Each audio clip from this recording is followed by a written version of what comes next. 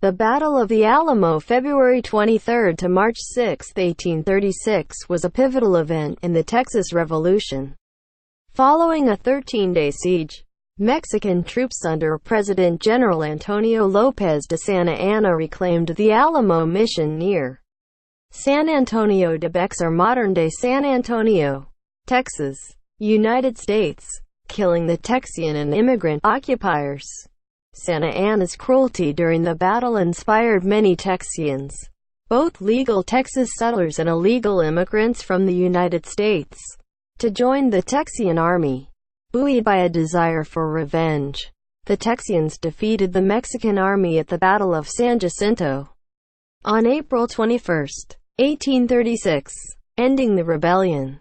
Several months previously, Texians had driven all Mexican troops out of Mexican Texas. About 100 Texians were then garrisoned at the Alamo. The Texian force grew slightly with the arrival of reinforcements led by eventual Alamo co-commanders James Bowie and William B. Travis. On February 23, approximately 1,500 Mexicans marched into San Antonio de Bexar as the first step in a campaign to retake Texas. For the next 10 days, the two armies engaged in several skirmishes with minimal casualties. Aware that his garrison could not withstand an attack by such a large force, Travis wrote multiple letters pleading for more men and supplies from Texas and from the United States. But the Texians were reinforced by fewer than 100 men because the United States had a treaty with Mexico, and supplying men and weapons would have been an overt act of war. In the early morning hours of March 6, the Mexican army advanced on the Alamo. After repelling 2 attacks, the Texians were unable to fend off a third attack. As Mexican soldiers scaled the walls, most of the Texian fighters withdrew into anterior buildings. Occupiers unable to reach these points were slain by the Mexican cavalry as they attempted to escape. Between 5 and 7 Texians may have surrendered. If so, they were quickly executed.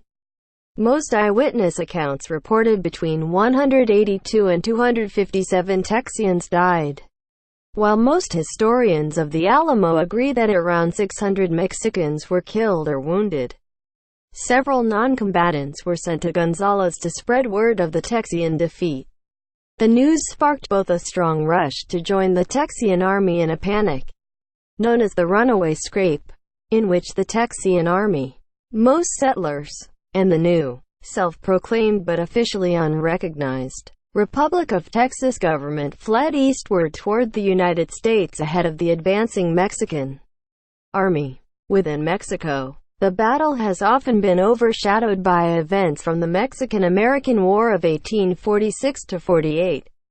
In 19th century Texas, the Alamo complex gradually became known as a battle site rather than a former mission.